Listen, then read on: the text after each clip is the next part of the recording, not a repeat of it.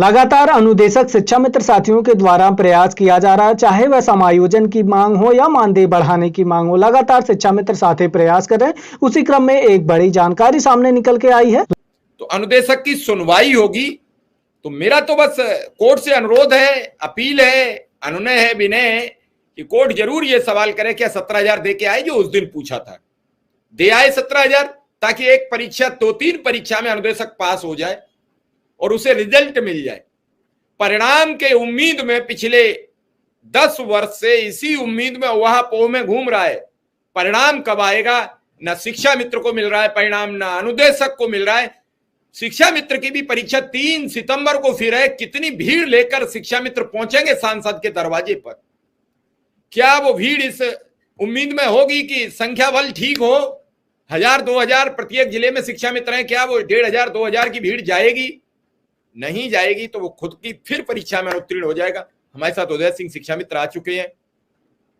उदय सिंह से मेरा यही सवाल है कि परीक्षा में लगातार अनुत्तीर्ण रह जाते हैं और रिजल्ट नहीं मिलता। अनुत्तीर्ण तो हम उसे कहते हैं जो रिजल्ट जैसे मिल जाए, अब रिजल्ट तो मिलता ही नहीं। कितनी परीक्षाएं और होगी अभी शिक्षा मित्र की? हर परीक्षा में पास हुआ। उन्होंने कहा टेट कर लीजिए, उन्होंने टेट कर लिया। उन्होंने कहा सीटेट करो, सीटेट कर लिया।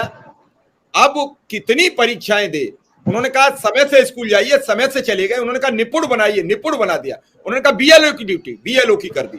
उन्होंने कहा जनगणना, जनगणना कर दी। उन्होंने मतगणना, मतगणना कर दी। उन्होंने कहा पशुगणना, पशुगणना भी कर दी। उन्होंने कहा पोलियो ड्रॉप्स, उन्होंने पोलियो ड्रॉप्स पिला देंगे। उन्होंने कहा कोरोना संभालना है, उन्होंने कहा ठीक है कोरोना भी संभाल दिया। लेकिन कब तक?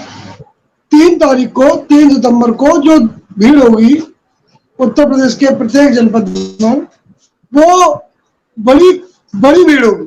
हमारा अनुमान है कि कम से कम हमारे जो शिक्षा मित्र हैं कम से कम 1200 से लेकर के 3000 के बीच में प्रत्येक जनपद में शिक्षा मित्र हैं। तो कम से कम 1500 से 2000 के बीच या 3000 के बीच भी भीड़ जा सकती है। और इस बार एक आगाज है सरकार के लिए, क्योंकि चुनाव सर पर है और लोकसभा संसद का सत्र उन्हें प्रारंभ होने वाला है। तो एक मैसेज होगा सरकार के लिए कि यदि आप लोगों ने हम लोगों की भावनाओं का आदर नहीं किया, हम लोगों की समस्याओं को नहीं समझा, तो हम अब की बार ऐसा कुछ कर देंगे जिसका परिणाम शायद आप लोगों में ने भी नहीं सोचा होगा।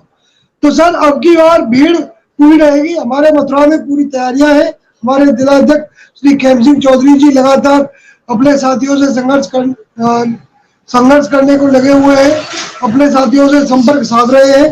वो प्रत्येक व्यक्ति को मोटिवेट कर रहे हैं। और हमारा मानना है कि क्योंकि हमारे यहाँ लगभग 60% महिलाएं हैं पूरे प्रदेश में, तो 60% जो महिलाएं हैं उनके साथ में महिलाओं के साथ उनके पति या पुत्र भी आते हैं। तो हमारे हिसाब से ये जो भीड़ है प्रत्येक जनपद पर, वो लगभग 2000 के आसपास प्रत्येक जनपद पर होनी चाहिए और होगी। हम ऐसी आशा करते हैं। हम सरकार को एक बार फिर ये बताने का प्रयास करेंगे कि हम अभी जिंदा हैं, मरे नहीं हैं।